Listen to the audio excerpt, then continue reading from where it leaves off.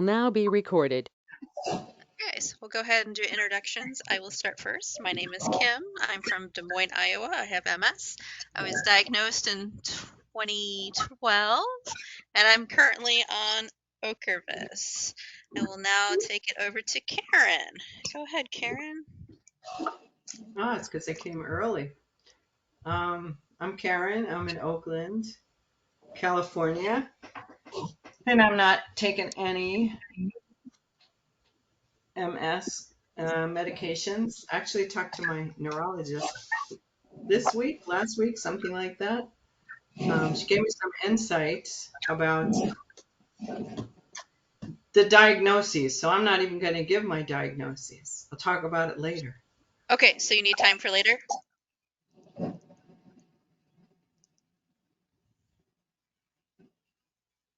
Okay, go ahead, Mike. Good morning, everyone. Mike. Hi. Let's go with Michael Pettypool first, and then we'll go with the second Mike part 2. So go ahead, Mike Pettypool first, and then we'll go with other Mike. I've had MS since I was 1998, something like that, and I'm currently on no drugs. My condition has changed from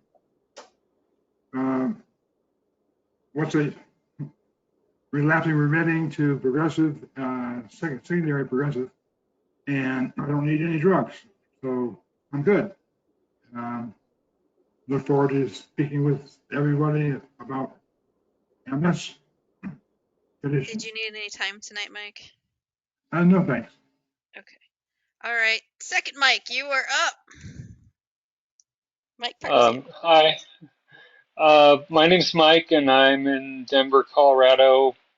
I have relapsing remitting MS, and I was diagnosed in 2010, and I am currently taking Tecfidera. And I might want just a few minutes tonight if possible. Okay. Thanks, Mike. Frank, you are up next.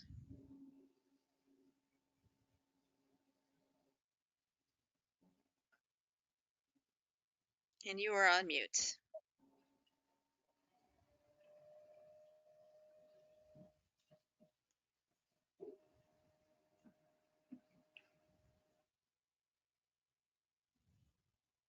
Was that me, Kim? I got you now. Yes. Go ahead and introduce yourself, Frank. Okay, I'm Frank Austin. Sorry about that. Got a little too many things going on. I'm Frank Austin. I'm in Plainville, Kansas. I was diagnosed with MS in 1997, and I'm not on anything at all. I say I'm just doing sunshine. Doing fine, nothing new. I really don't need any time tonight, although I would like to say one thing when I get the chance. Okay. Thank you, Frank. Okay, Jen Digman, go ahead. Hi, I'm Jennifer Digman. I was diagnosed in 1997. I have secondary progressive MS, and I take Rituxan every 6 months.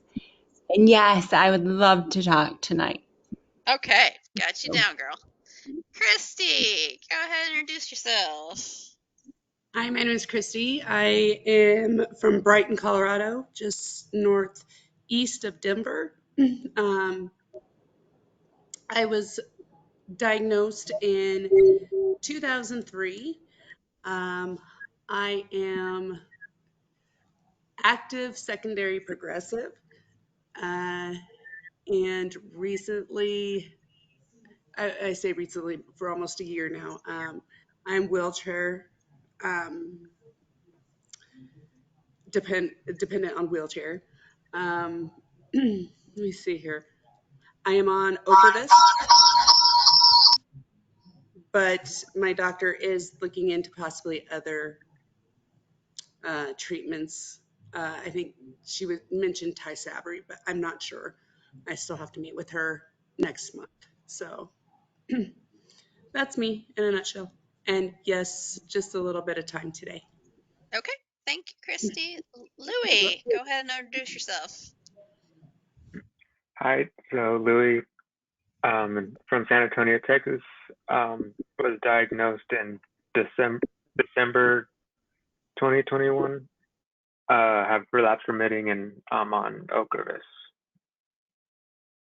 Yeah. Would you like any time tonight to talk?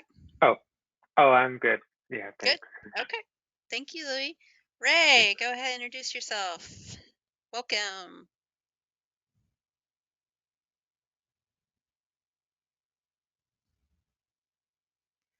You were muted, girl. Oh, you were unmuted. Try again. Here. Yes, we can hear you.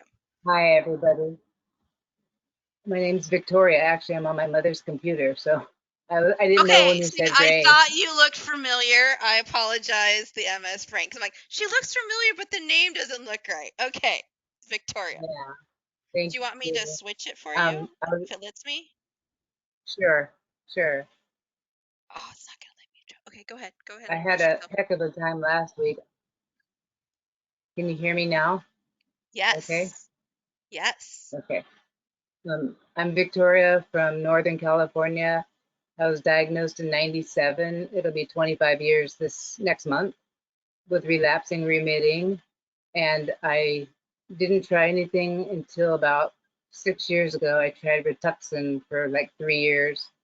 And I know it's not supposed to do anything to heal you or anything, but I just still felt the same as I always did. And I didn't want to put that in my body anymore. So um, hanging in there. I don't use a cane or a walker. I never have. And I do limp and, I look like I'm going to fall over, but I got it all down. I kind of adjusted to it. And I was right-handed. Now I'm left-handed. And just wanted to reach out to some people that actually know what I'm going through, because after 25 years, it still seems like nobody knows what you're going through. We're glad you And found this thank group, you. Victoria. Did you need time tonight, hon? You said Um, yes? possibly, Okay, I'll yeah. put you in this question mark here. Thank you, Okay. Kim. I'm gonna skip Tiffany. Well, the last two people I introduced both put food in their mouth, so whoever wants to introduce first, let me know. Well, Mr. I'll tell you what, Jennifer. let me just jump in for a second to make a quick announcement that Hannah unfortunately has COVID. If you were thinking of joining the art class last Thursday, you probably know that already because we had to postpone the art class, but we will definitely reset it as soon as she feels good. It's not going away as quickly as we'd hoped, according to Alexa. But if you want to reach out to her and send her good wishes, I'll put her email. It's Hannah at AnCan.org, and I'm sure she'd love to hear from you all. And what can I say? Oh, and she got it. Her boyfriend's kids is almost certainly how she got it. Via her boyfriend's kids. So please, please be in touch with her and we'll reset that art class. So we've still got 2 art classes to go. Yes, I'm looking forward to the art class. I was sad that we had to delay it, but completely understood why we had to delay. We didn't need her to be miserable while trying to teach us art. So we hope Hannah gets well soon and we'll be able to do that art class soon. Okay, I think Tiffany's mouth is empty. I saw you sneaking in more pieces there. It made me laugh. I'm sorry. Tuesdays, I have puppy class now, so It's puppy. fine if you want. If you want, it's just funny because when I'm like, oh, I can introduce you Yeah, next, like, oh, I'm taking a bite. Go ahead and puppy. introduce yourself. Hi, I'm Tiffany. I'm I can't even think right now. I'm from Massachusetts. Um, I have relapsing remitting. I was diagnosed last October. And I'm currently on Copaxone and bear with me if I like go off camera and back on and off and on a little bit. We have a new puppy, and if she's being bad, I have to go get her. I would like a little bit of time tonight. Okay. Thank you. All right. And then the other Jennifer. Go ahead and introduce yourself. Or I also call her Sally Jeffy Raphael because of the red glasses.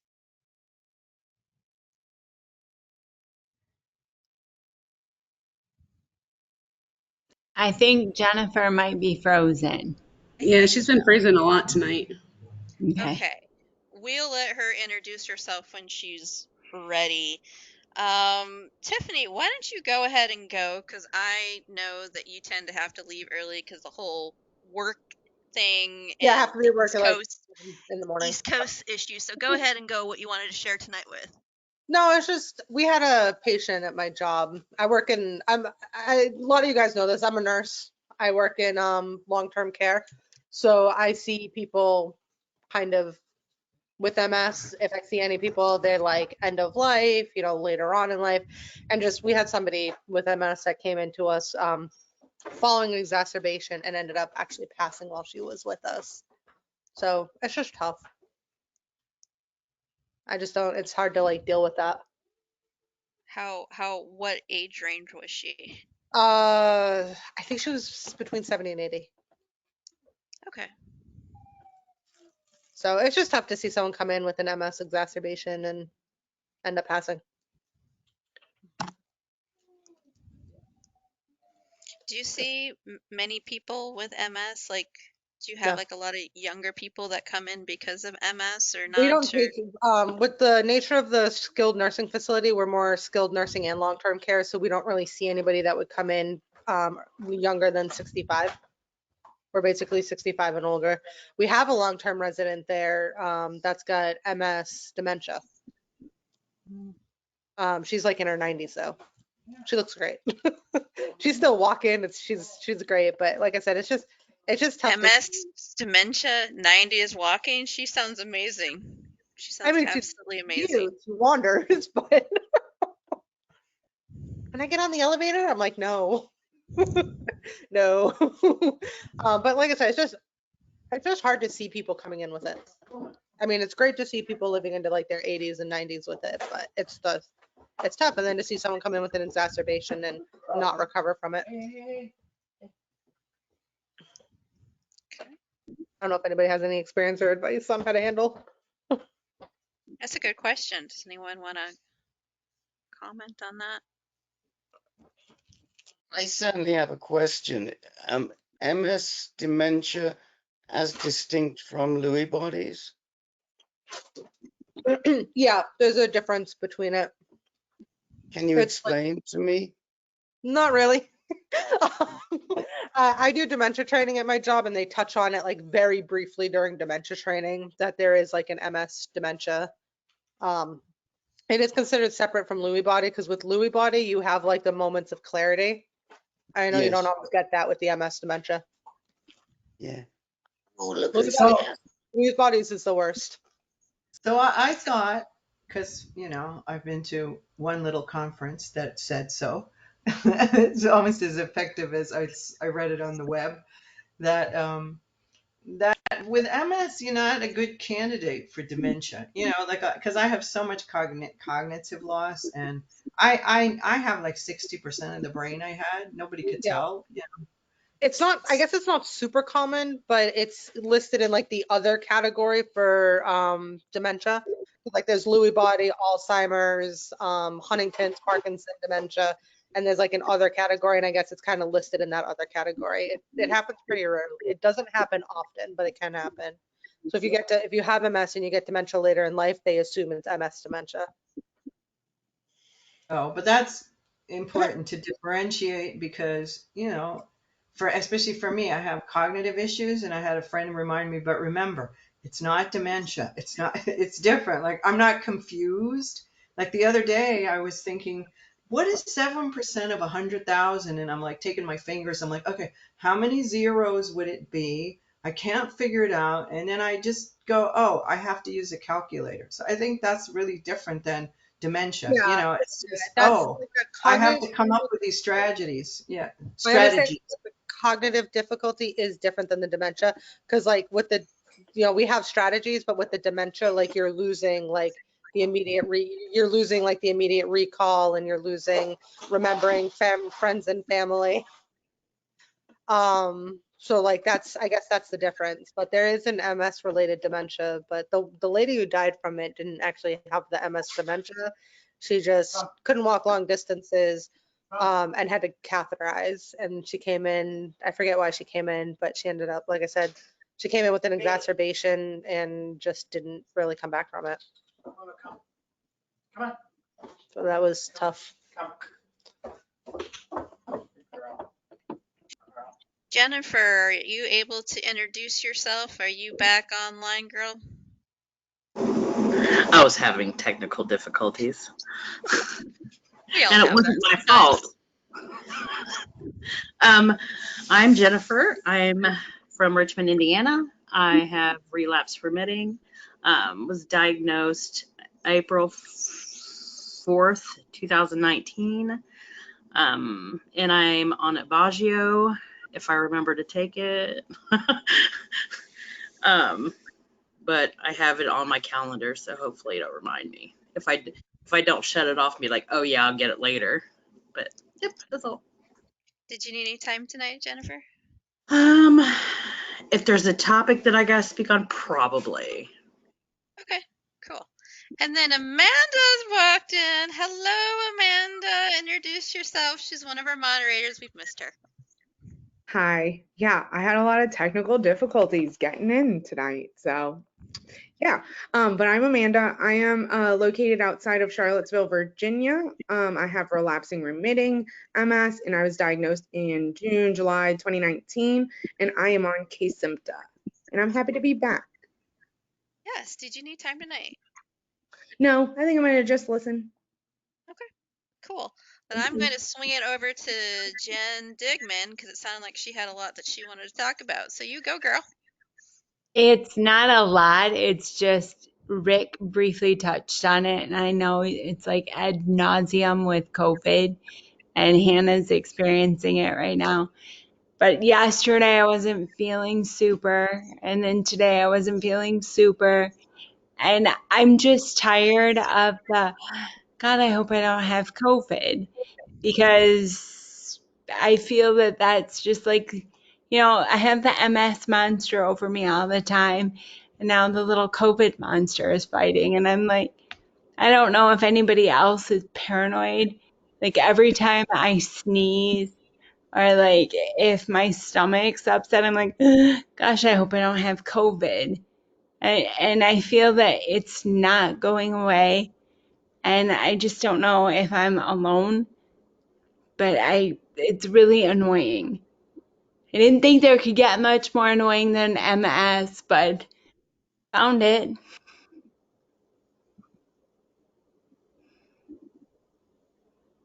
It will be I get nice that. one day when we don't have to worry about, just worry about the flu and that's it. Yeah. So maybe we'll get there. I totally understand. And like I said, I work in long-term care, so it's a constant fear, and we're constantly having people test positive, and you get a sniffle, you wake up with a sore throat, you start coughing, you get a cold, and you're like, oh my God, is it COVID? Is it COVID, or is it COVID again? So I'm totally with you there. It's just I'm tired of it. And so I feel like I'm adding fuel to it because I'm talking about it. But if I don't talk about it, it's just, I'm so concerned. I'm not concerned enough to like wear a mask again, and I wash my hands and I'm clean and neat, I try, but it's just seriously every time you get like the smallest symptom. So I'm just annoyed. So I guess all I needed was time to just get that off my chest. Thank you. It's amazing what MS brings anxiety-wise. The things that you didn't have anxiety before, it's just the little things. And all of a sudden you've got this anxiety and it eats you alive. It it's very debilitating and very annoying. So I get Absolutely. it 100%. Thanks. Jennifer, Okay. when I got it, actually the guys, I don't know if it's because, men get sick, it's like the end of the world, but honestly, I felt like it was a sinus infection, and I was cleaning and making dinner with gloves on for those who weren't infected, and I just kept going as much as I could. So I just, you know, I was going to beat the darn thing. Well, and that's the thing. I had it and I survived. We had to be really careful. And Dan and I didn't sleep. By the way, he's sorry he can't be here tonight. We didn't sleep in the same room. And this was like way back in January where you had to isolate for 10 days. But I'm just like now, and I think it's kind of reminiscent of when I was first diagnosed with MS. Like, oh my gosh, I'm having a little trouble walking. Is this the big one? Am I having an exacerbation? And now, like Tiffany said, you sneeze and you're like, gosh, I hope it's not COVID again. And I'm so over it. Good I Lord. know. It's exhausting. Mm-hmm. And I didn't have that fear. I got COVID back in May, and literally I tested positive. I tested 5 days later, and it came back negative. So it was very quick in the pan, and I was the only one in the house that that, Yeah. that got COVID. I'm like, where did I even get it? Because I don't really go anywhere except doctor's appointments. So it's just crazy. So yeah, Yeah. Well, that's a good place to get it. I mean, unfortunately. true. Very true. Yeah. Okay, we have a new person that arrived. Colleen, did you want to introduce yourself? Sure. Oh, you muted yourself. Oh, I'm so sorry that my Oh, phone there isn't you go, backwards. girl. Oh, good. Sorry about that. My name's Colleen Smith. I'm in Colorado, Westminster, just north of Denver. And let's see, I was diagnosed in March of this year. Um, and yeah, I just have one general question. What's your question? My question is, have you all ever tried this Wahls protocol, diet, greens, etc.? I was in 2 of her clinical trials. You what? I was in 2 of her clinical trials. Oh, wow. What do you think of eating like that? Um, I think it was really helpful, but it was really hard to maintain. And after 2.5 years, I got burned out on it.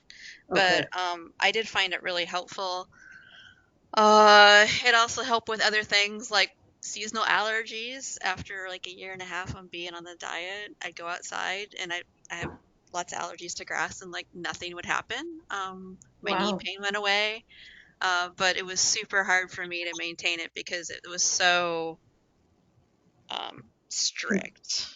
Okay. But I found it helpful, and but it was really hard to maintain. I would probably, if I did a diet like that again, I'd probably branch out a little bit more because I was grain free, liquor free, dairy free.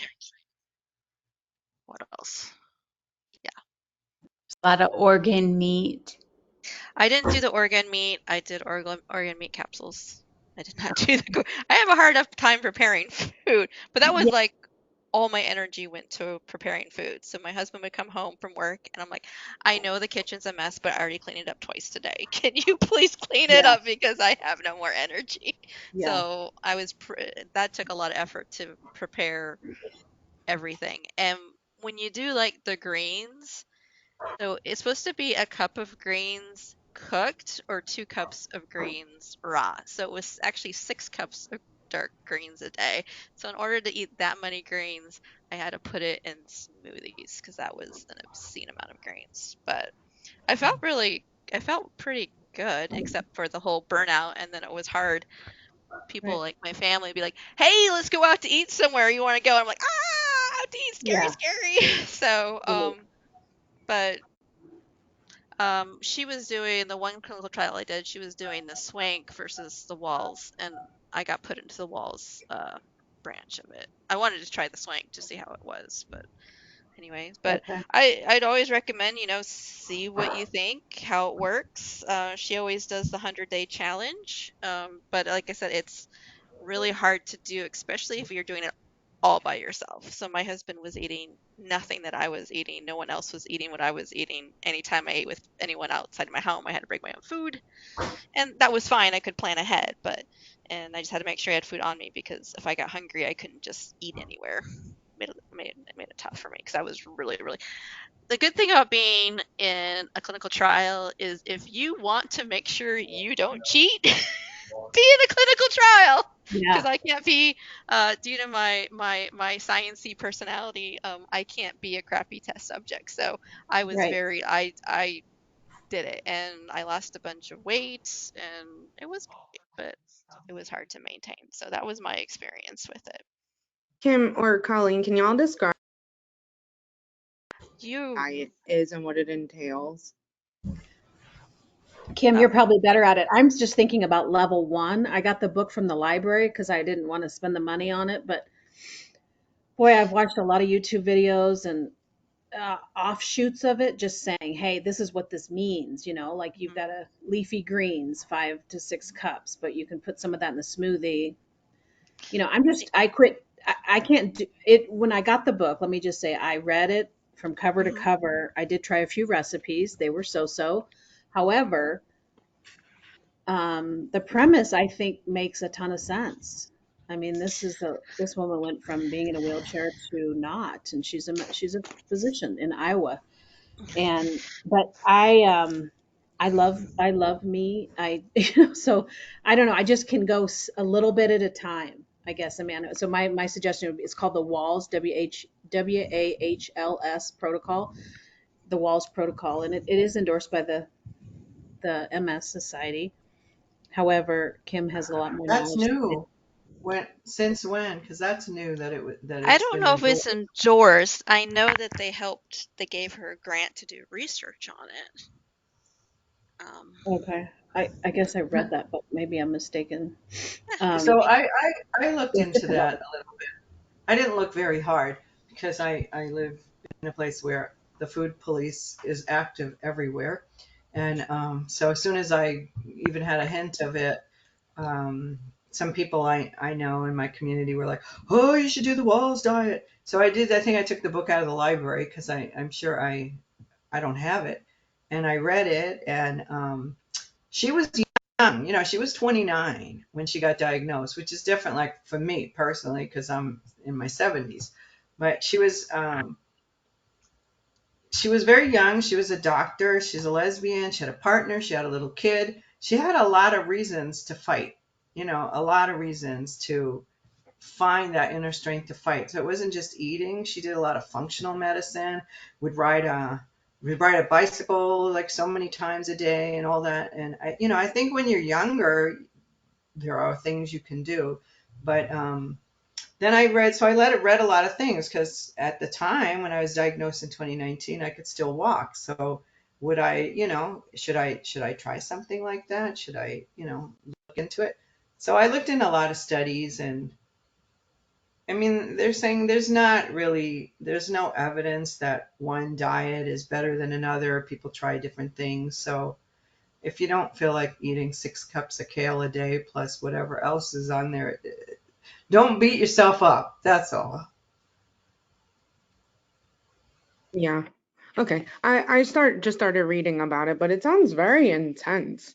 It uh, was. And I was doing I never did the keto level because that would just way too much. But her basics is like 9 cups a day, 3 cups are greens, 3 cups are sulfur based, 3 cups are color based, no processed foods. And then you start delving into like going gluten-free or grain-free or no eggs, no dairy, no sugar. So your first level is like any specialized diet where you cut out all the processed stuff. And you start with whole food, and then depending on the diet is depending on which whole foods you do. Do you do all the whole foods? Do you still need partial whole foods? So it's just, and she even says like this may not work for some people. Some other type of eating may work better for other people. So I don't think it's, and she gets into, eating fermented foods, and she has all these different areas you can go into. But yeah, so I'm from Iowa, Colleen. That's why I know she's a couple hours away from me. She's in my backyard. That's why I was able to be in the trials. So, but it's definitely something. But you have to be like, I just have to say, it is not an easy diet to do. It is tough. It is tough Yeah. to do. It was tough for me anyway.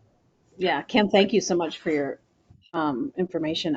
Like I said, I often cheat, but I've gone non-dairy, and I definitely am just trying to incorporate more veggies. I mean, if anything, healthier. And the non-dairy, I thought that would be a big deal. It's not at all, and I feel better.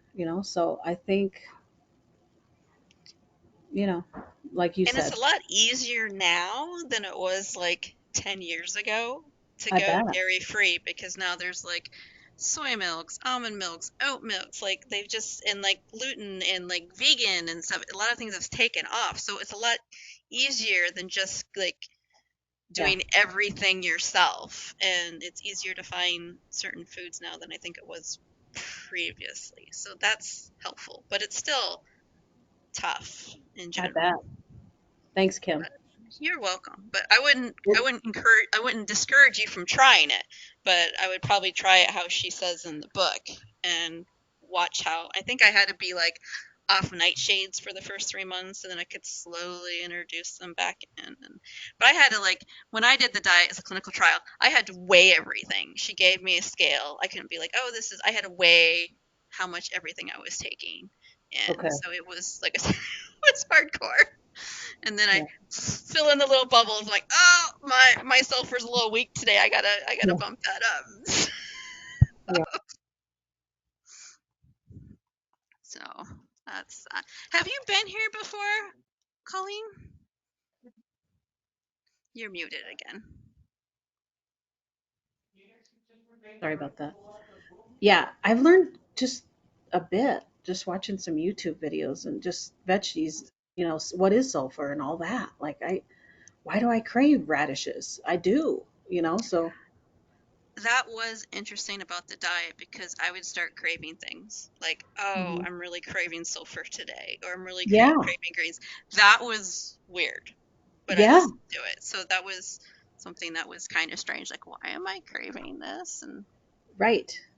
And I know that when my niece was here last month, I ate a lot of junk food. And I came to a point where I'm like, I am so over junk food right now. I am just craving nutrition right now. I am just Yeah, so done with all this junk food. So, I mean, it was good because she got me like burned out on junk food, which needed to happen. But it was just like, my body's craving nutrition right now. I need nutrients, not garbage. So, right. I know, and I'm the first to cheat. Let me tell you, I will get a bag of potato chips all day long and have them on the way to pick up someone. But you do feel like crap when you eat like crap.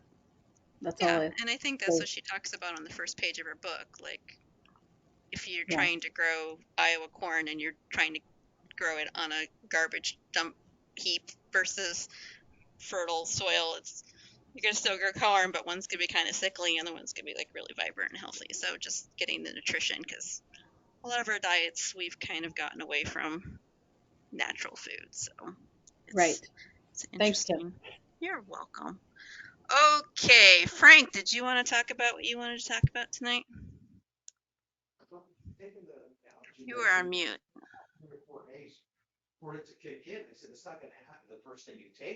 That's probably a good thing. And Rick needs to be on mute. I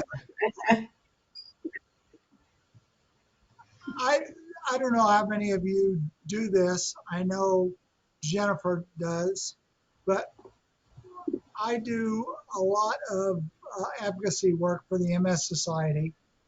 And every year I try to have at least one meeting with my senators, staffs, and my representative. And this week I have managed to meet with both senator staffs and my congressional rep. Yay. And one of my senators, is a tough nut to crack. I mean, I have met with him probably 6 or 8 times, and I have never left the meeting feeling like I'm satisfied. And that's whether I'm meeting with him or meeting with his staff. And we actually had a meeting with his legislative assistant yesterday that actually went overtime, and it was because of her asking us questions about MS. And that was just phenomenal. And yeah, I mean that's great when you work and work and work to try to get a senator or a congressman to really pay attention to you, and all of a sudden you found the key to the kingdom. It's like, all right, this is great. And I'm sure he is a doctor, so I think he's probably going to join the MS caucus. Wow, congratulations. That's fantastic. Yeah. Yay. That's all I had. So what are you asking from them? Oh, this year, well, first of all, we wanted them to join the MS caucus if they weren't members. Second of all, we were asking for a $2 million increase in funding for the MSRP, which is a research project. It's the only research project in the federal budget for MS. And we wanted to kick it up from $20 to $22 million. That's all. It's not a big ask. And I'm sure it will get it. I hope so. That's exciting. Thanks for sharing, Frank. Thanks for doing the advocacy work you do. And then, Mike, did you want to talk about what you wanted to talk about? Yeah, I just, I've had a really rough time for probably like the past month. It's just been the heat here has been pretty bad. It started to cool down since last week, which is good. But it has just wrecked me. And I've had to, I work part-time and I've had to call off of work a bunch, and it's really sucked, and I'm just so over it, and I'm not quite back to where I want to be. And I mean, I don't know, I just wanted to say something about it to somebody who knows what I'm talking about, because most people don't really get that. Have you done anything to help your heat sensitivity at all? Have you anything? Just Have you found anything effective? uh, cold shower in the middle of the day sometimes helps. Mm-hmm. But it's kind of like, we have air conditioning, so I'm fine if I'm in the house, but then it's like I step outside to like water the flowers or something like that, and then I'm just done for the rest of the afternoon after 5 minutes in like over 90 degrees. So, and it's just been really rough because, and I know that we're coming out of it, and I'm sure I'll probably start doing better, but it's just been horrible, and I just haven't been able to get as much done as I want or do things the way that I want to. I haven't been exercising as much, and I'm sure that's added to me feeling pretty depressed, and Do you get it's enough just, sleep? I'm sorry? Do you get enough sleep? Yeah, I do pretty good with sleep. I try not to, I only take like maybe, usually I try to take about a half hour nap during the day because if I sleep too long during the day, it messes me up at night. So, but I'm getting a solid 9 hours a night, usually, sometimes a little more. I do have to agree. It's been pretty hot here in Colorado lately. It's been in the high 90s. We've gone over 100 a few days, a couple, I think, and it's just been sweltering hot. I just don't leave. I have noticed though, when it is that hot, I don't have the energy to push myself in my wheelchair. It's Hmm. so exhausting. I don't have the energy to do just simple things like my PT exercises that I have to do. And it's been so gosh dang hot here. It's it is normal, but not consecutive as it's been. Yeah, definitely. Yeah, it's like we didn't get like much of a break. I feel like it was just straight, just, and it stays hot for so long during the day too. It's like, you'll get in bed at like 9 o'clock and it'll still be in the 80s, and it's like, oh my gosh. Yeah, Has it's just been anyone really hot. has anyone done anything that helps them to be outdoors? I know for me personally, using a cooling vest has done wonders for me. I also have a neck gaiter that I get wet that I put on, and I actually, when I'm in my backyard, 'cause I love to spend a lot of times lounging in my backyard, I actually bring out a fan to blow on me too. That's huge for me. My husband bought me a fan and it's great. So I know with the cooling vest that I got before walking on level ground in the heat, I could barely walk my dog 8 houses and back on flat land. And then when I got the cooling vest, I was able to walk like it could be like a block or two or something. So did game changer for me to use a cooling vest to be able to do things outside in the heat and humidity in Iowa. It gets pretty humid here. So I should, yeah, I should think about a cooling vest for next summer. I'd forgotten that those exist. I use like the little neck thing that goes around that you can like soak in like mhm. cold water and stuff like that, but it's like that doesn't last very long. I think I should probably look into that because it has just wrecked me and it's just been so hard and I've missed out on so much stuff and it's just been so frustrating. But anyway, yeah. Thermapparel is the cooling vest I used. I had a previous cooling vest that was like Thermoparel is like about 2 pounds and it's just on your back, and the other ones were all the way around, but they were like really heavy, and then I felt like I was a football Oh, player and it was hard to move. yeah.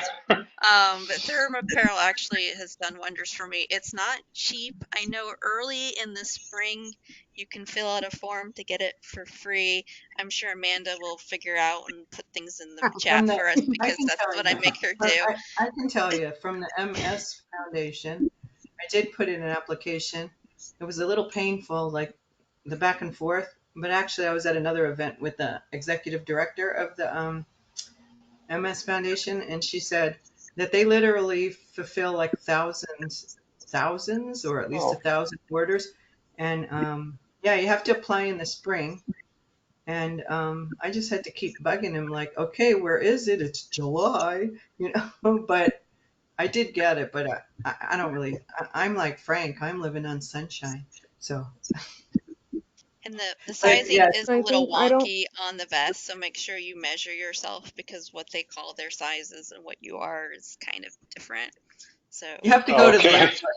Yeah, that was another frustration with the MS. Is that, if you have MS, you don't really have the strength to problem solve and anticipate things, when your cognition is a little off. So it kept saying, well, you should order a size smaller than you normally ordered. It's like, well, when did I ever order a vest, let alone a cooling vest? So I went to their website because the MS site says, well, which one do you want? Do you want this? Do you want that? And it wasn't on the site anymore.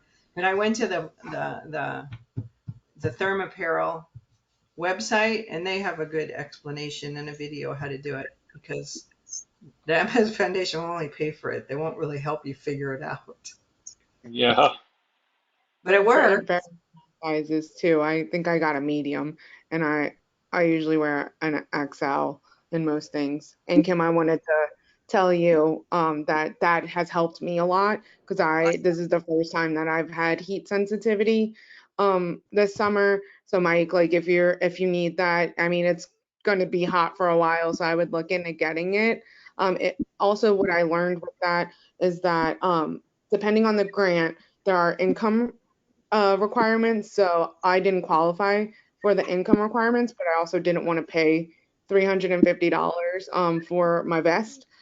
So my provider wrote me a prescription, and I submitted it to my insurance for reimbursement. I don't know if they will cover it, but I am trying. So that's another thing, that it is, if you have a diagnosis code and a prescription for it, with as heat sensitivity being like the reason, that your insurance might pay for it.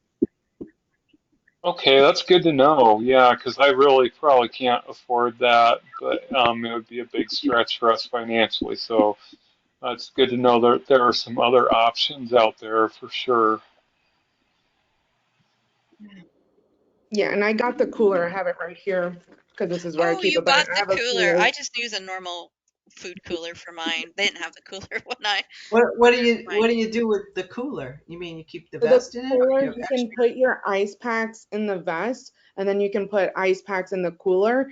And from what I understand, and I just used it this weekend when I went to the beach, but because the ice packs melt with your body temperature, they will stay solid. So you're not running against the clock like if it were regular ice, where it's like, oh, it'll just melt. Like as long as it's cold within the cooler, they stay solid until you actually put it on. And so I brought that with me this weekend to the beach, and we went to a brewery, and I had like my cooler with me just in case, because we were outside. And so that really saved me of like, and you can just like, even if you don't want to put the whole vest on, because I was gonna have to go to the bathroom, you can just take one of the sleeves out, and I usually just like tuck it in my bra and like on the front, or wear it like when we're driving and stuff and I overheat, I just like put it like under the seat belt and have it against me, and it's really helped. And then like all the fans and things like that. So I've been doing that, but that has saved me the most. Yeah, so water's melting point is at 32 degrees Fahrenheit, and I think the melting point of the stuff in these packets is 70 degrees. So it's not like you feel against your skin, it feels cool, but it's not like the ice cold, like burr, I'm gonna, that kind of thing. And sometimes you're like, is it doing anything? And then you put your hand between the pack and your back, like, oh yeah, my back feels cold. And I use it all the time. It's not just an outdoor thing. I use it indoors all the time when I work out with my trainer. I'm wearing it. So they look at me like, did you put your cooling vest on because you're having more issues? Like, yeah, or like, hold on, I gotta put my cooling vest on. So, yeah. But I think the cooling vest has been the best thing for me, besides actually having a literal fan blowing on me. And he'll like, I'll crank if I can't be outside to work out. We'll crank the AC up. I'll put on my cooling vest. I'll have chilled ice water with me. I'll wear the cooling gaiter, and I'll have a fan blowing on me, and it still may not be enough. And it's just interesting because he can tell day by day. Like some days I can work out really hard, and other days just like, whoa, this is really tough because I am just way too sensitive to the heat today. Even though it's like 65 degrees in my basement, I'm just, even with the little movement, I'm just overheated. So, but it's a great, one of the great things that you can do. And I don't know, somewhere I would start looking like February, March or something about filling out that application, because it is not cheap. If you had to go with one set of the thermal apparel, go with the extended packs. Don't go with the thin packs because they last longer and they don't weigh that much more. If you had to buy one and you only could afford one pair, just go with the extended. So that's my um, advice on that. So, And I but that's don't a good think question. they even, I don't remember, because I'm really low income anyway, but I don't think you even have to prove your income. It's not like super low. It's if you have a regular job, but every I little think bit you have to helps. prove you have MS, though. You have to prove you have MS. That's Yeah. true. hmm Well, They're not you need giving it a to. note from the doctor. So yeah, I did that. Anyone else have any other comments about ways to cool off before we go on to the next topic? I just have a comment, not so much about ways to cool off, because I don't know if it's just me. I'm really not heat sensitive. I mean, I never was. I like heat, but I know I talked to my neurologist last week, but now if I'm out just even in my yard, my backyard, and I'm in the sun for 10 minutes, I get really, it's a different kind of thing. So I was wondering if anyone else gets that. I just start to feel nauseous, and it just surprises me that I'm uncomfortable. I'm so uncomfortable in the heat because it's not normally something I feel, but and then I start to feel nauseous. And 2 years ago, exactly, I think like today on this date, 2 years ago, I passed out in my house, and since then, I've probably like six, 6 or 7 times I start to feel really ill. And when you feel nauseous, it's kind of counterintuitive to want to drink anything. So I mean, now I know if I'm in the heat and I'm starting to feel nauseous and woozy, I drink water. I go in the house and I drink water, and it settles it. So I don't know. My neurologist said it's probably a vasovagal reaction, like as if I know what that is, even though I'm a nurse. But I was just wondering if anybody else has had that, and if you do, drink water. Yeah, I've passed out a couple times in the heat before, and that's what my neurologist told me, the same thing. And it's just about being hydrated and, watching yourself and sitting down if you're starting to feel like faint or worn out. Because yeah, It's I've like had that that. happen It's a very couple fast. It's times. very fast. I start to notice, and then within like 3 minutes, I'm going, oh, something's. Now I know. Just get out of the sun and drink water and sit down because I feel like I'm going to faint. Jennifer, what did you want to talk about tonight? Oh, okay, good. I thought you froze for a second. You were on mute.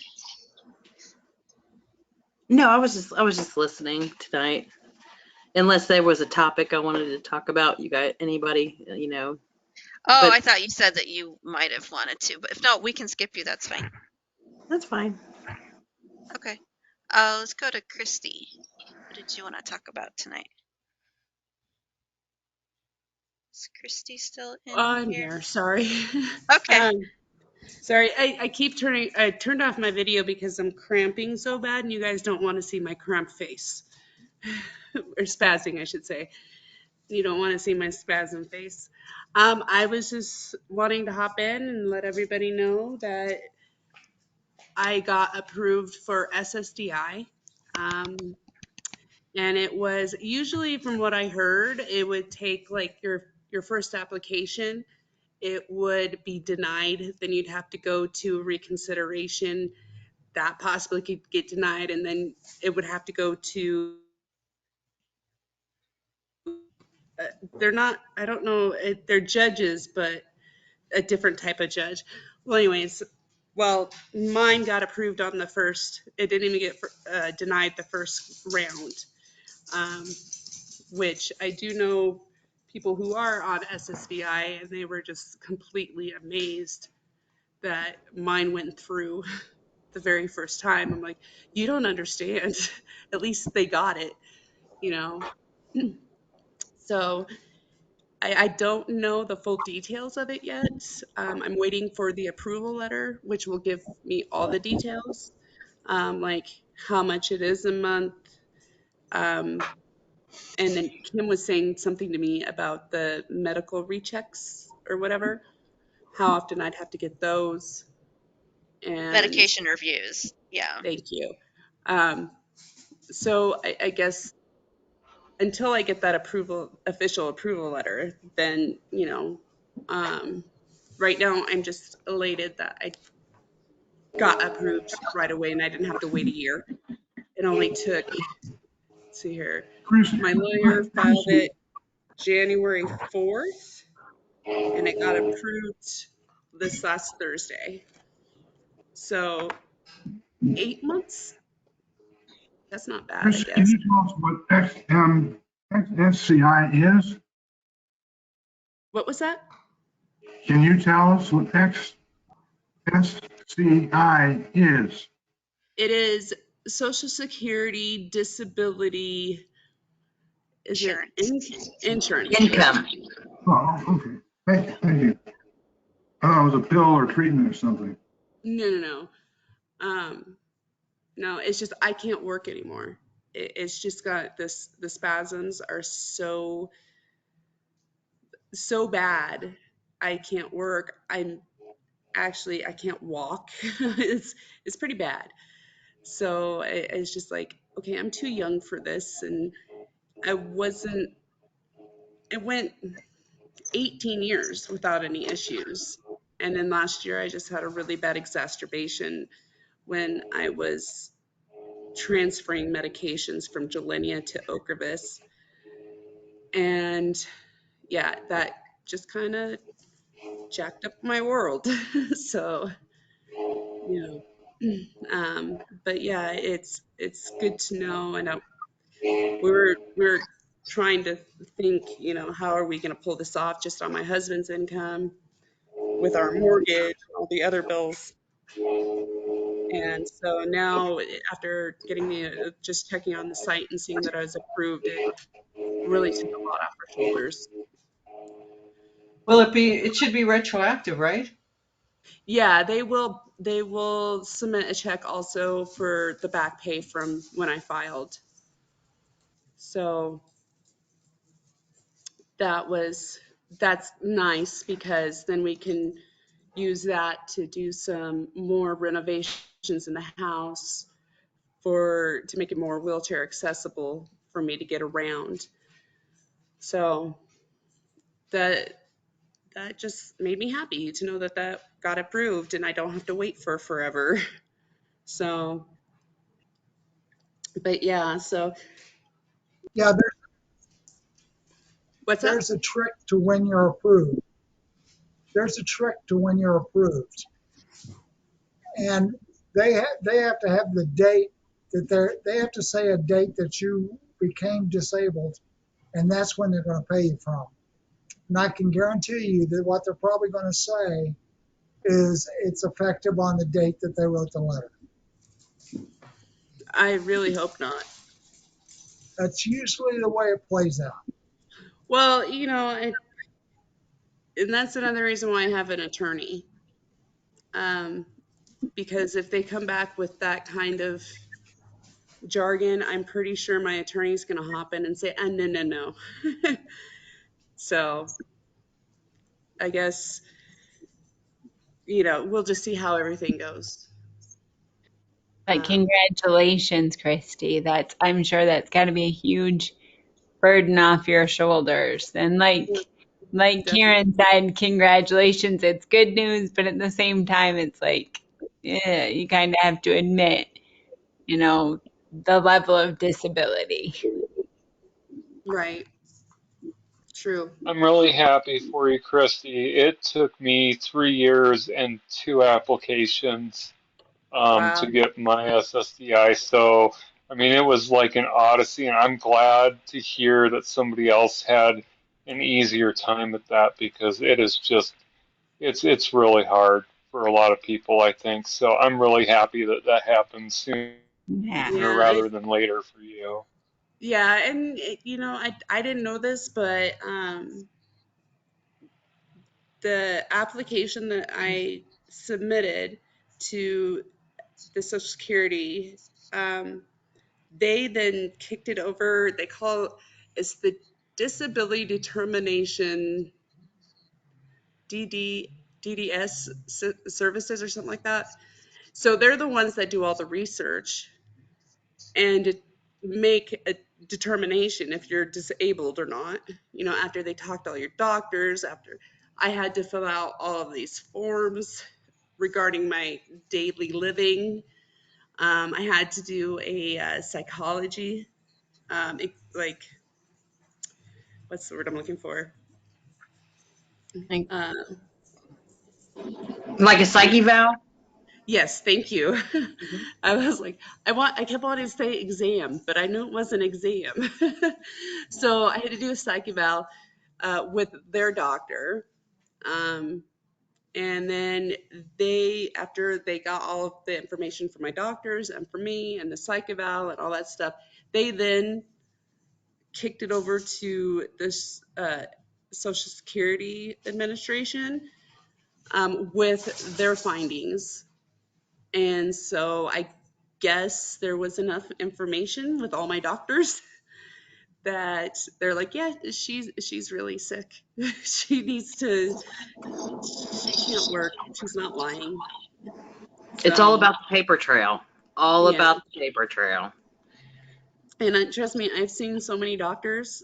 It's not even funny. I don't even want to know. Like, they were able to pull all of my doctor information and get a hold of them. I had doctors calling me saying, I've got this stuff for your disability. Um, can you help me with? No, you have to fill it out. So, that was good to know that they were reaching out to all doctors. So I think I that found helped a it lot too. funny for me. They're actually like, "Were you seen in Iowa City?" And I'm like, "No." I'm like, "Oh, I was in that Wahls protocol trial, clinical trial, so they found that stuff. So they Yeah, pulled that stuff from the," which really surprised me. So I'm like, "How did you?" I didn't I didn't know how they found that, so that was interesting because I'm like, it didn't even cross my brain of like, name all the doctors you've been to in the last. I didn't think of that one. It wouldn't cross my brain, and I'm like, right. wow. So it's interesting. I'm pretty sure, if they asked me to name all my doctors, I've been like, I can give you like two, maybe three. When And I I've was told changed. Christy what to do, someone gave me a tip is to keep all your doctor's appointments like an ongoing spreadsheet. So when Hmm. they ask you in 5 years or whatever your medical review is up, like who have you seen in the last 4 years, you can vomit the spreadsheet at them with dates and names of doctors and locations. Yeah, That is my tip that's a to you. good idea. That's a really good idea. But Because yeah, it's trust me, on my brain, I would not be able to remember. Like, who have I seen that? I don't know. I can't tell you. you're asking the person that has very limited like memory recall.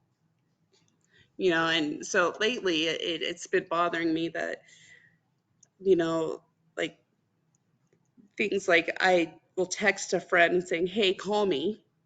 I got something to tell you. And they call me back and they're like, what's going on? I was like, I don't know. I can't remember for the life of me what I had to do, what I had to tell you. And then, so like this morning, we were getting ready for the day and I was in our spare bathroom. Oh, and by the way, they have started remodeling my master bathroom. Um, so that's not in use. So we have to use the other bathroom. So I was yelling out to my husband and I was like, I needed him to grab something for me. And I can't for the life of me remember what it was. I still can't, so I've been noticing a lot of that lately. So that's kind of concerning on my part. So even though I've been trying to do a lot of brain exercises to keep my brain a little bit firing better, um, so yeah, it's been super confusing, like not confusing, frustrating. When I have something I definitely need to get like say or have to say to somebody, I completely lose it within like 15 minutes or less. But yeah, so that's a really good idea. I'll start a spreadsheet on the doctors I see, Kim. Doctors, That dates, locations of where you were seen, and then I like to have a little note on there too, like what I was seen for. Like, why right. did I see them? Oh, because of this. Okay. Yeah. So, or like what any findings that you just for so you have an idea. So, yeah. Yeah. Oh, and just an FYI, if you've got spasticity and spasms, don't get an MRI. Ooh, So, that would be you know how tough. yeah, so I'm doing the preparing for the baclofen pump, Mhm. and one of the things that my insurance is requiring is or required is, you know, a MRI of my lumbar just to make sure there's nothing that is causing in my lower back that's causing these issues. So I went for this MRI.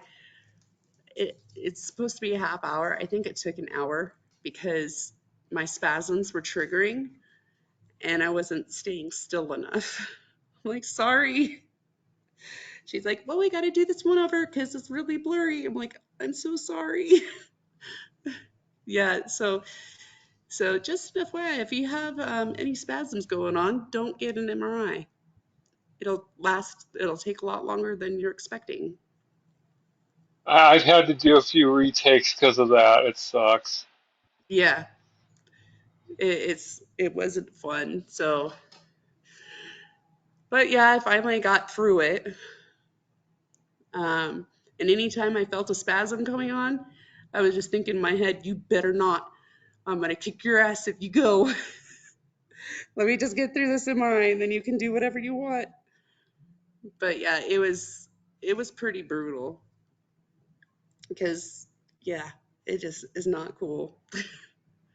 So, but yeah, we've also been going through all the construction too with the bathroom. They completely gutted it. They're putting new everything in. And so they started that at the beginning of August. And hopefully it'll finish by the end of the month like they were hoping to. Because today, when they were putting the cabinets in, so we've had a whole mess of problems with our water heater, and then a valve broke in the other tub. It was just, so we had the water off, but when they were putting the cabinets in, because they turned on the water, not knowingly, because it's like a push to open the valves, a pull to close the valves. Well, when the cabinets went on, it pushed against it and opened the valves. Well, the plumber showed up today, so we had to turn the water on, and not knowing that those valves were open, it flooded.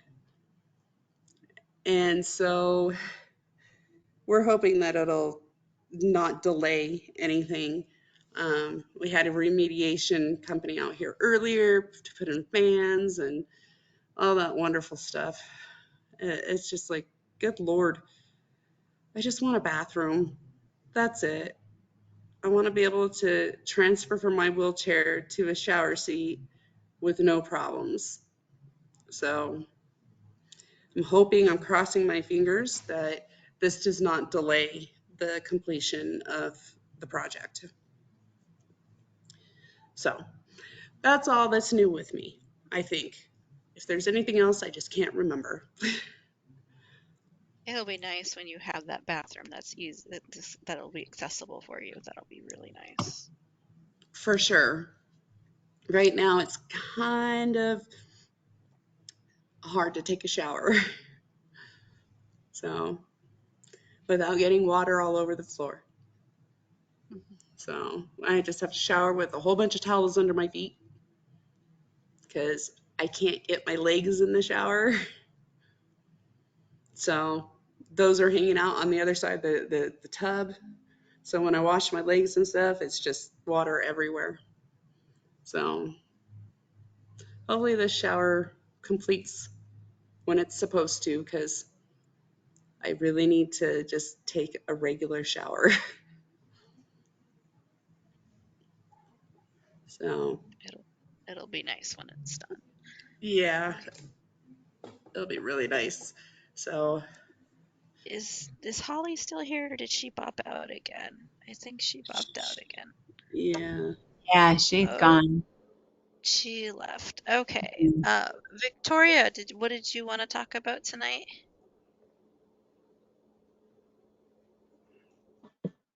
Hi. I just wanted to hit on the heat thing with the heat. I'm in California. I've been here all my life, and I think this summer has been the worst summer that affected me with the heat, where I just want to sleep all day long, and it just drains me. And I don't know if it's global warming or what's going on, but it's really different this summer. So I'm looking forward to cooler weather. And I wanted to ask anybody if they're taking any medicine for their gait, their walking gait, because I've been limping for like since about 7 years, since I got on Social Security disability. And I've tried like different things that go on your shoe for a drop foot and this and that. I also had a skiing accident in '88 where I tore all the ligaments in my right leg. So when I'm standing, it extends all the way back. It doesn't look so good. It's kind of like, oh, that looks creepy. It doesn't hurt, but that's the leg I limp on. So I was curious if anybody can recommend a good medicine that they're taking for that and the side effects, if any.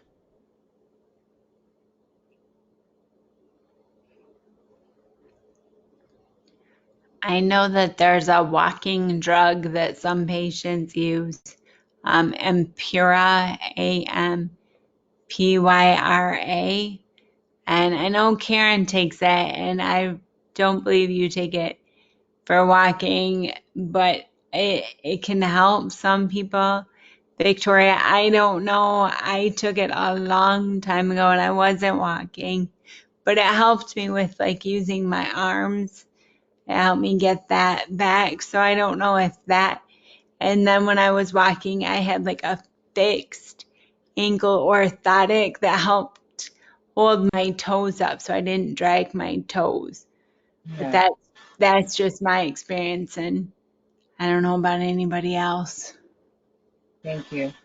Well, I'm kind of afraid to take anything, but I'm just kind of going, well, maybe it'll help me out. Like sometimes, like you were saying about walking your dog, my poor dog, he has arthritis, but I used to take him for like a mile every day. And then just this last summer, I can go like 8, 10 houses and I'm like, I'm done, and I feel sorry for the dog, but I'm just like, ugh, I don't have it in me. So I appreciate that. And then the other question was for bladder issues. That's another thing. It's like I can drink a cup of coffee and I can't go anywhere for 3 hours till I'm done doing my business. And so it's like very frustrating.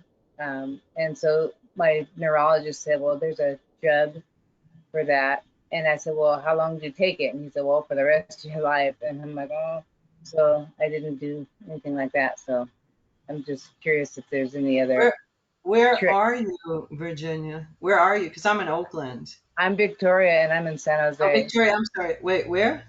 San Jose. Oh, San Jose. Yeah, I By guess it's like Morgan Hill. yeah. So Well, I do take Ampyra. It was supposed to be for the walking med, but I got diagnosed in 2019 and I was 68. I had symptoms for 20 years. So I'm experiencing pretty rapid decline and I went from just walking funny to a cane, being horrified about a cane, and then being offered a orthotic and being horrified about that. And then exactly 3 years ago, I got a walker for the first time, which I didn't think I really needed, and I was horrified about that. So, so a lot of that stuff is acceptance. I'll get to you about the bladder thing, but since I went and I shared all that stuff was horrifying, and I got this transport wheelchair for free at the giveaway. I went to there was an OT guy. I went there. I forgot, like Christy, I just forgot. I forgot I had a list and I forgot what I asked him about. But it turned out he was an OT and he was giving away a lot of equipment and they had a lot of. I just saw this wheelchair. It's like a lightweight wheelchair because I thought, what if I can't walk to the pool anymore? I need something that I could be pushed in or at least both, maybe push myself. And right. He there was I so few bought one things. just like that. So yeah, there were so few things he had. I said, "Hey, what about that nice lightweight wheelchair?" But I'm just, horrified about the cane, horrified about this, and I'm like, I'm so proud I got a wheelchair. And so Yeah. a lot is about changing an attitude about some of these things. But for the bladder, I have told people, I mean, I bring it up all the time. I've been doing tibial nerve stimulation, and I used to go into the clinic, the urology clinic, and they would put this little acupuncture needle in you. You know, I don't want to get in because I've explained it so many times, but ask for a urology referral, and I've done the tibial nerve stimulation, and now I do it at home without the needle, and it's so much easier because I don't have a needle going in me, and I can control it. So I do a treatment just about every 3 weeks, and sometimes after 19 or 21 days, I feel I can't control my bladder, and I just do the treatment, and it works for me. Doesn't work for everyone, but if it works, it really works, and it seems like I think a lot of the stuff that happens, like the memory stuff that Christy's talking about, I mean, I just keep losing more and more, and I just use my Google Calendar. I put everything in my Google Calendar. How I felt like when I left the doctor's office last time, because I can't freaking remember anything. And a lot is just like adapting and doing that. So Ampera, I stopped taking it for a while. Apparently, it could mess with I forgot, your kidneys, maybe something like that, or your liver. It's like it could do something, or it could cause seizures, but it didn't. And I get blood tests every 6 months for that. And I'm very sensitive to anything. Yeah. And this one I didn't notice. And then I stopped taking it for a while because I thought, why am I taking it? I don't even know if it's doing any good because my walking, everything is deteriorating in my case so I stopped taking it, and immediately I had urinary incontinence, I had fecal urgency, and I took it. Called a neurology nurse, and she said it's very fast acting. So if you take it, you stop taking it, and you had that, and if you take it, you should notice within 3 days an improvement. So that helps me with that. It's not listed Wow. as that, but the neurologist said I don't know all the mechanism of action of Ampera, dalfampridine, generic, but she said I can see why that would help. So Thank you. I do have a Another wheelchair just like the one you got, and it works great if I'm going somewhere and somebody could push me around once I get tired, like a concert or something where there's a yeah, lot of walking. and So I like thank that you. you can push it. And he was explaining to me, he was kind of like, "Oh, you're fine," and I'm like, "Man, you're an OT teacher actually," and he teaches right near where the place is. And he said, "I do clinical. Would you be willing to come in and maybe so training OTs, and maybe we can find different devices and things for you." So that was a good visit, but I'm yeah, not he said, afraid. "Well, you don't I'm need that. Why do you need that?" And I said, "You see me, anybody who sees me, when you see me out, I'm at my like highest functioning. And there's days when I feel like I can't. So I hope it's an umbrella, yeah, and it won't rain. But and it's really light because I can lift it myself. It's like under 10 pounds or something. yeah, me too. I just eyed that. I was like, I want that. And then he didn't have anything else I wanted, and couldn't really offer me. And so I think he didn't want to say no to that. So, thank you. Victoria, another thing I'd recommend for the urological issues is go see a pelvic floor physical therapist. Have you seen one yet?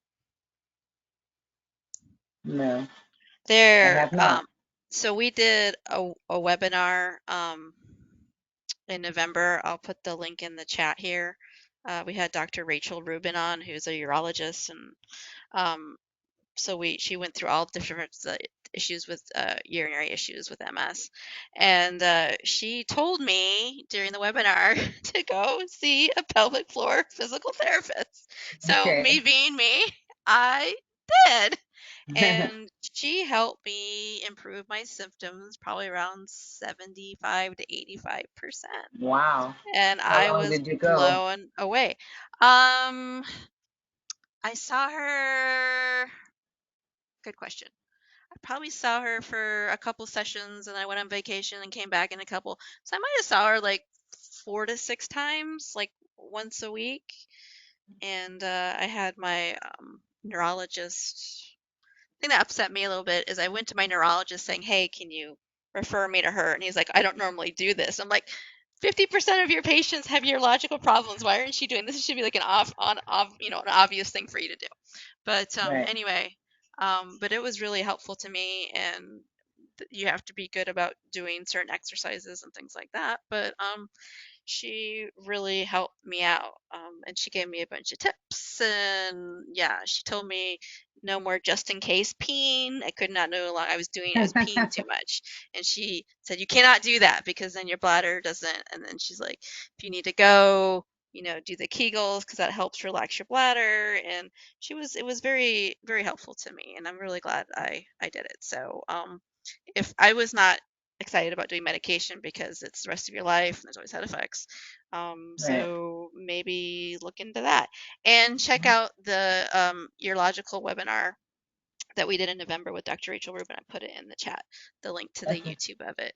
She's pretty awesome. Then we did another webinar with her, Thank you. open to all different, it wasn't just MS, for sexual health, which was very interesting. And we're doing a webinar next week on Wednesday for MS and mental health. So we'll have a couple people on. One gal, that's her, she does research with MS and mental health, and the other one was a former moderator, AnCan, who went back to school to do counseling, and so she sees it from both sides, from working with people with mental health and actually having MS. So it should be really fascinating.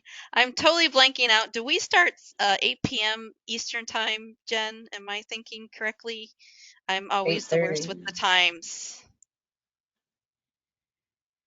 I can look it up real fast. I am the worst. It's Yeah. 8:30. Are you talking about the webinar or the group? The The webinar. The It is webinar. 8 p.m. Eastern.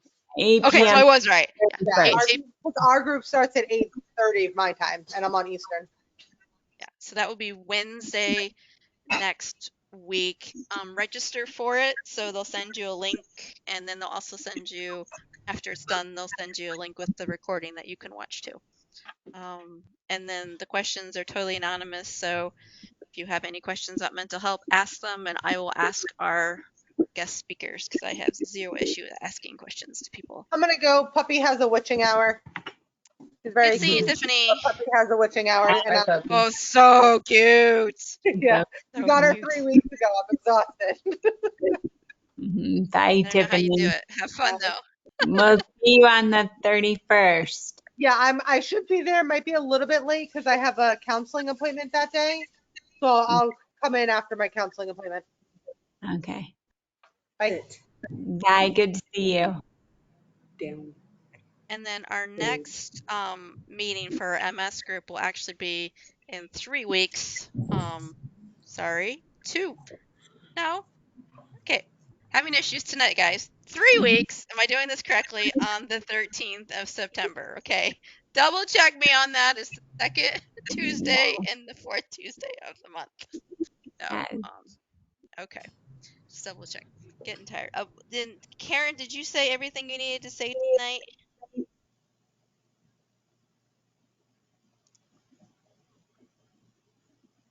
Pretty much, but I always complain a lot, and I only have good news now. And so I thought I ought to share that because I do live on Sunshine, and I've been going to the pool for months now, like 4 times a week, which has been great on so many levels. And people even notice like I'm walking better. And although I go to the pool, I don't eat. I don't usually eat till 3 or 4, and then I come home and then I eat at 4 o'clock, and then I'm ready for a nap. But I was going to the pool. I've been going for a while, but now I actually swim. I didn't used to do that, and I use all 4 limbs. And I'm asking people for tips and how to swim better and stronger. And I'm kind of amazed that I can do that. And I've That's also been, fantastic. I've also, Congratulations. yeah, and I've also been doing Hannah's art class with the MS Foundation. And last time, I think we weren't on camera, and Kim's like, oh, obviously Karen has talent. It's like, are you kidding me? I never did art. I never ever did art. So I'm so excited. It's like my inner child. I'm doing it with my left hand because my right hand doesn't work. but I can't even sign my name. I can't write. I have to dictate everything. I cannot write with either hand. And I'm making these art projects and I'm so thrilled. It's like a little kid. And then there's something like creating these new neural pathways in the head because I found myself, eating. I use my left hand. I use it for driving. I use it for everything. And then I was eating, and on Saturday I went out with a friend, and I was eating with my right hand. What? I don't use my right hand anymore. So there's something I think between whatever my doctor's doing with osteopathic manipulation, but I swear the art is like doing some amazing things for me. Gotta With stay Hannah, positive. she's amazing. She's amazing. It feels like sometimes in our society we like, because like in school, if they have to cut funds, the first thing they cut are like the arts, right?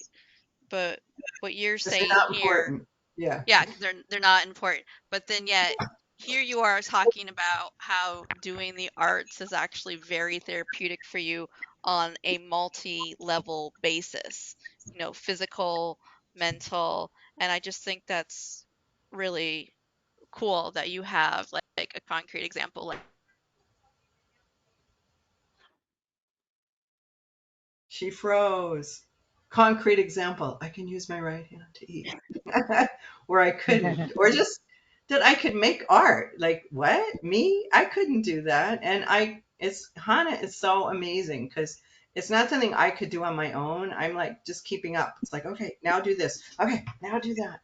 And she said she always wanted to be an art teacher. So it's not like the frustrated artist who doesn't can't make it as an artist, that she just has it. I know I'm in the middle of drafting a letter of praise to her because I think she's just amazing. That's sweet. Uh, Mondays also, at the MS Foundation. Karen, you were pretty artistic musically, That true. so it kind of is probably reopening your old like what made you the moments you were happy. So I know Yeah. that like you enjoyed your music, you Well, know. creativity, not even that, Yeah, just performance art and creativity, and not having access to that. I could feel it. It's like right. it's it's it's it's doing that. Yeah, so that's probably just reopening um,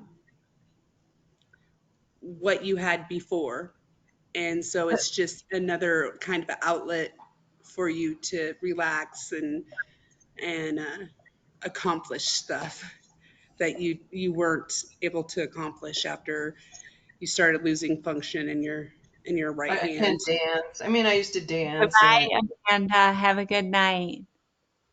And You're Mike gonna be- just left, so um, yeah. And Amanda put the link to the program on the 31st in the chat window.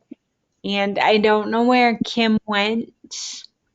she froze in the heat. But now we And don't have anyone to stop recording and doing. Well, it stopped recording when she hopped off. She's when you Oh, okay. started, so it's not recording right now. okay. Well, yeah. Yes. So I think yeah, anybody can stick around in the room. Yeah, that's gonna be really interesting. I don't know, Frank, do you know? I don't know. I think Well, since Kim left, I think it might just disconnect because, but both you and Frank, you, Jennifer, and Frank are also, there's Kim, are organizers. So Yeah. So, once you guys hop off, who's to say what happens? So well, Kim is back, I do but see that. yeah. Louis, did you have anything before we hop off, or Mike or Victoria? Jennifer, any last things? I wanted to I'm say good. that I was jealous of Colleen and Amanda crocheting and knitting. Yes. Wow, that's amazing. Really. And that's all. Nice seeing everybody, and we'll see you in 3 weeks. All right. Don't forget about the 31st. Okay. Jennifer, Victoria. Jennifer, get some you. sleep, girl. You look like you're dying over there. Oh my goodness. If I get my nails done, that's like my one vice. And I'm afraid that my nails got me COVID again. And God, I hope not. So I'm gonna go get some. Beauty has a price, I tell you, but so. But I'm gonna go, and it's good to see you all. And Kim, I'm just gonna, if I leave, I don't think I won't leave everybody. I won't like make this all go away, will I? No, No, I can kick you out if you want me to. Yeah, well, I'm like a 5-year-old. I want the agency. I want to be able to do it. Okay, you do No, it then. I'm giving. And if I make you, I'll go away. Goodbye. See you on the 31st. See you later. It's good seeing you, Jen. You too. Bye. Okay, I can't leave. Ah. Do I get permission to kick you out then or not? What do Please you want? kick me out. Kick me, but not too hard. Not too hard. I will try my best. Not too hard. Okay. Sorry guys, my internet went completely down. The joys of Technical difficulties. technically. Like I hear my husband going, "Oh no!" Like you can hear him like start whining because he's probably in the middle of a game or something. I'm like, okay, it's not just me. Hopefully that doesn't happen on Wednesday when we're doing the webinar and suddenly the moderator just dies. So we'll see. I'll see if my husband can do something like. So if the internet goes down, do we have a backup, babe? I guess I call in. I guess this will do. So anyway, hope you guys can join us. Thanks, Well, everybody. I think I'm gonna dip out. I'm exhausted. PT really kicked my butt yesterday.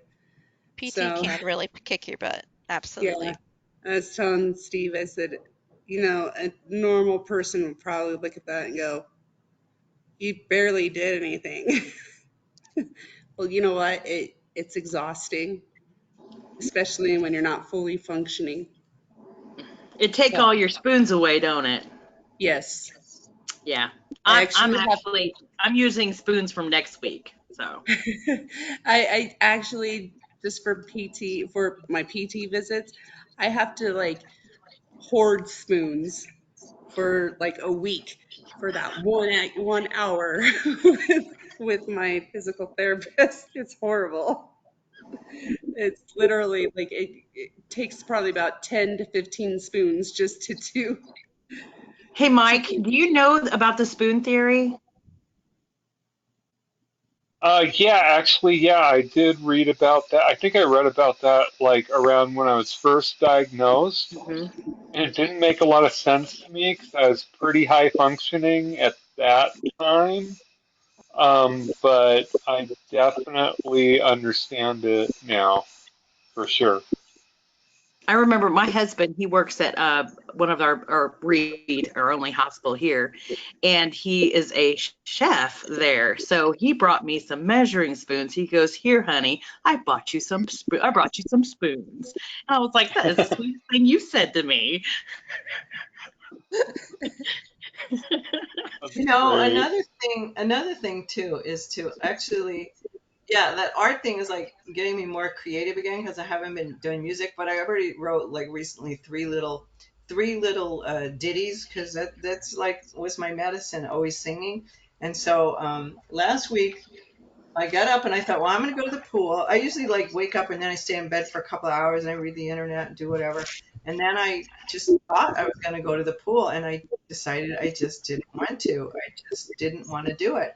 And a lot of this, you beat yourself up because you can't do those things that you want to do. So here's my latest little ditty I sang to myself and I thought, oh, and then I sang it to a couple of friends and they think I'm singing it to them, but I'm really singing it to myself because especially some people, what are you doing today? It's like, I don't know. Like, what am I doing? What I think I'm doing. So I just started singing. I got up and I went, I never know what I'm gonna wanna do. I never know what I never know what I'm gonna wanna do, but I still like you. And then I just kept singing. That was like all week long. And it just be kind to yourself. And I recorded it. And then and it came out wrong. I never know what I'm gonna wanna do. And then I went, oh no, it's wrong. I went, I never know what I'm gonna do. And I'm like, no, leave that in. That works. Because I don't even know what's gonna come out of my mouth. But I still like you. I still like you. I still like you and you and you and you and you. I think Karen needs to paint more. This is so good for her. It's great. I know Louis paints. I do it. Does anyone else here? Are we the only three that have done it? I know for me, like I have to get over psychologically because I'm still drawing like animals, third grade level. So don't ever have me on your Pictionary team. I will really frustrate you. But Hannah's artwork that she does, everyone can do it. It's not like drawing real life animals and people and things like that. And it's really freeing and like, oh yeah, I can do art, and it is. I find it really therapeutic. And so I was trying to say before I got cut off how it helps Karen. It helps you physically, it helps you mentally. Like it helps in a multitude. It's not just for funsies. It is funsies, but it's very productive at the same time. And I only do Speaking, it with her. And I use a tablet, so she can't even direct me because she's never used a tablet. And because my right hand's paralyzed and walking, I really don't need like walkers and markers. And it's like, no, it's me and the tablet. It's just like I can do this. And then I could take pictures as I go along. And I think, oh, I might go back to it. And it's really about the process. And there was one a couple of weeks ago, I wasn't happy with the outcome. And but then I just sat there afterwards and I like everything I've made so far. And that's saying a lot. Well, Speaking everything of, that she makes is cool. Like the last one, I ended up hanging it in my wall. I really liked it. so speaking of the last one, the one that was in July, I know that it's on video. Is it somewhere on the AnCan that I can Yeah, find let it? me let me see if I can find it and um, put a link in the chat. Hold on just a second. Yeah, because I couldn't make it to that one, and Hannah said that once Alexis was done with it, she would get me the link. And so I still have all the paint and the canvas, and I've been wanting to paint it, but I don't have the instruction. I couldn't even begin. I wouldn't even do anything without her saying. And then Right. often I can't figure out how my paint program works. And it's like, I have to keep up. I have to keep up. There are no mistakes. Okay, there's no mistakes. I got to keep up because I won't be able to even conceptualize what she's doing. I'm just amazed. And if she hadn't have started us doing it here, I wouldn't even ever go to an art class. That's like absurd. Right. I love art. During the pandemic, I painted two um, cheap white backyard, chairs, plastic chairs that you could buy at the Goodwill. And I took a month or so and I went every day out there and I painted a chair with a Q-tip in all different colors and polka dots. And then it came out really cute. And it was like, wow, now did you make that? I'm like, yeah, I was so bored during the pandemic. I had to do something. With a Q-tip. I mean, not With a even a Q-tip. toothbrush. No, and then the other one I did with cotton balls. the only Took me thing a art, while. like anything art that I've ever made, is my human child, Autumn. Congratulations. Congratulations. It's a girl. I only needed one. I have I a found the dog. link for you, Christy. I'm putting it in the chat right now. Thank you, Kim.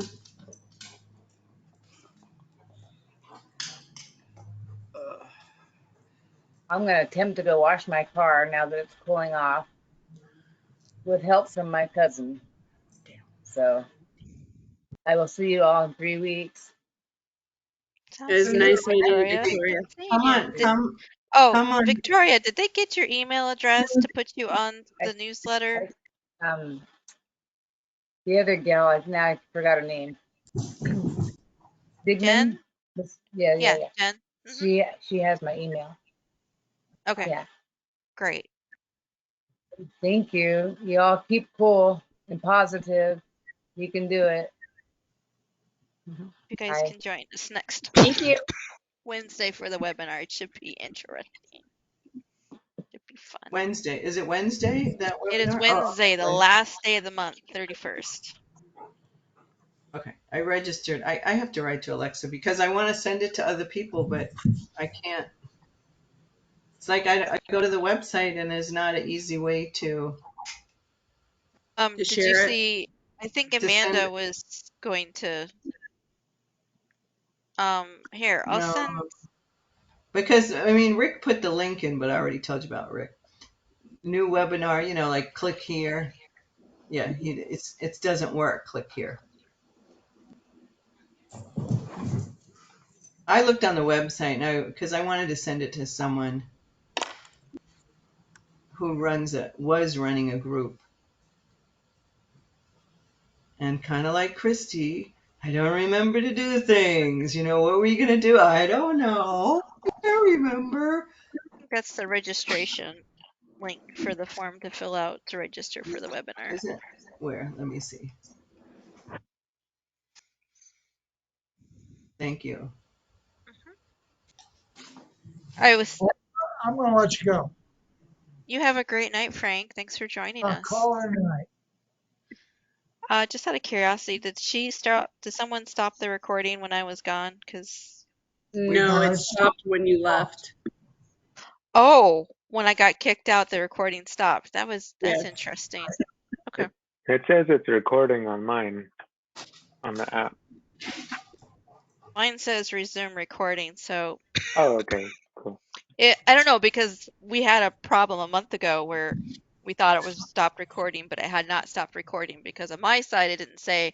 It was like only showing recording on the person that started it, I guess. I don't know. So some of the frustrating things of technology. Before it was pretty obvious. Now it's like not sure. Which is what I have with the link.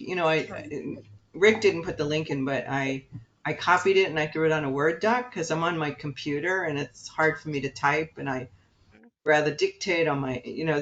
I actually probably can dictate on my computer, but I haven't learned how to do that. So then I put it on a Word doc, but everything is in black with white writing. And then, I know I could change it, but I couldn't figure it out. And I'm surprised, Mrs. Pharmacist, that you're not using a spacer, says the former asthma nurse. I don't need a spacer. They just give that Oh. to kids. They never give spacers to adults. Oh, that was my job, was to go around and give people the aero chambers that someone used to call me a chambermaid. Right, but I'm just saying in general, when I worked in the pharmacy, like they never gave out spacers to adults unless they But had it's like better. hand coordination. Yes, is it more It's effective? better because Yes. the molecules bounce around and they Yeah, make them I get it. fire, Yeah, and coming out spacers of are it. great, but nobody wants to carry a spacer around. It's hard enough to get people to carry inhalers around. Oh, I didn't. I had portable ones, but I now have a lifetime supply of spacers because then they dropped the program, and it's like, what am I going to do with all these things? But I was I remember surprised. for third world countries, they were trying to use like Toilet paper roll. Yeah. toilet paper rolls to help with like third world countries because spacers aren't cheap and they weren't always. I think another reason why they're not as used is because a lot of times there are problems covering it with insurance. Well, There was an Kaiser issue. didn't give it to me, but I was working for a county health plan, but I use an inhaler, and I can testify it's better. I Oh can yeah, probably even. I'm just I surprised. don't doubt it. They were very well very well touted in school and everything like that. But at the end of the day, no one wants to carry around a spacer unless it's for a kid that I can't. do because I I know. don't like not being able to breathe, you know? Not being able to breathe sucks, yes. So, Especially if I'm by myself and I'm driving and I can't breathe. It's like, so I have one that I use in my, I have a portable one that's not too big. mhm. She's showing her face, Christy.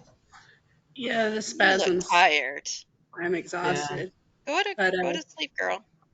And I Louis, plan on it. and Louis Um, didn't say a word. I was sleepy when I joined, and now I'm like, no, I'm just exhausted. I woke up at 2:58 this morning and I've been up since. No wonder why And you're so tired. my dog's driving me nuts. She has this little bone fragment and she just wants me to throw it her. Get it. Get it.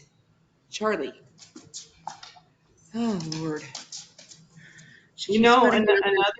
another thing, Christy. Just because, I mean, I watch my cognition go away, and I'm just more accepting of it. But I was out with a friend.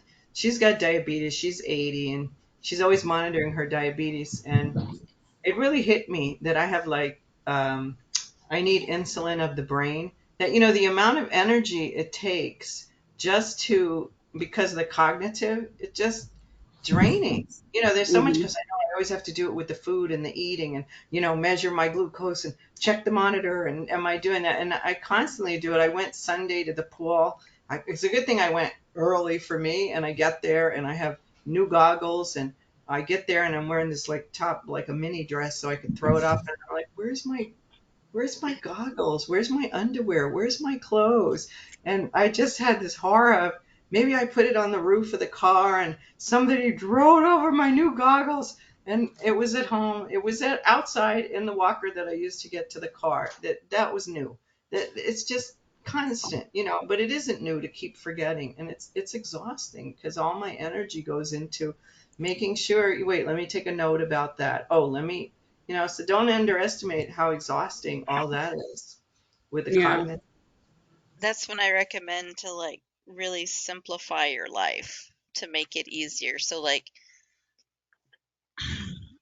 just having a bunch of stuff, physical stuff, is exhausting to keep track of what you have, what you don't have, where's it at, where to clean it, where to put it. Like it's amazing how much energy that takes up. And then when you have cognitive issues on top of that, you're just like, whoa, how do I even? And so I've just learned to really simplify my life in a lot of ways. I still need to work on some aspects of it, but some aspects are really like my underwear, my socks, my pants. Now that's some of it's because I've gained a bunch of weight. I just didn't want to buy a lot of new clothes, but it really simplifies my life because it's like I got like, okay, summer, I got 3 pairs of pants. That's it. Like you figure it. Same thing, shirts. Like very limited on what I have, and that simplifies my life a lot. Underwear. I think I have like 6 pairs or something. So I do laundry every couple of days. Oh, getting low, time to do laundry. But I'm not overwhelmed with all this stuff that I never use, but then takes up all the space and I'm the so. opposite with underwear. I have a lot because I didn't have a laundry for the longest time, but Mhm. and then I fold it and I have it in colors. But I'll do like, But are you no, wearing all the but underwear? wearing clothes like I know now I'm into this skirt, and then I just put on different tops because I don't like to do laundry a lot. But I cannot believe because I have a tendency to clutter. It's my tendency, and I was shamed that my living room is so neat. Like someone says, "Who lives like that? Why is your living room so neat?" And it was like, "What? I never thought I'd be shamed for that." But it just does. It just reduces the clutter in the brain and the how many times I got to walk around the house or yeah, where's that thing that clip for my hair? What did I do with it? Where is it? What room is it? I don't want to have to walk in all those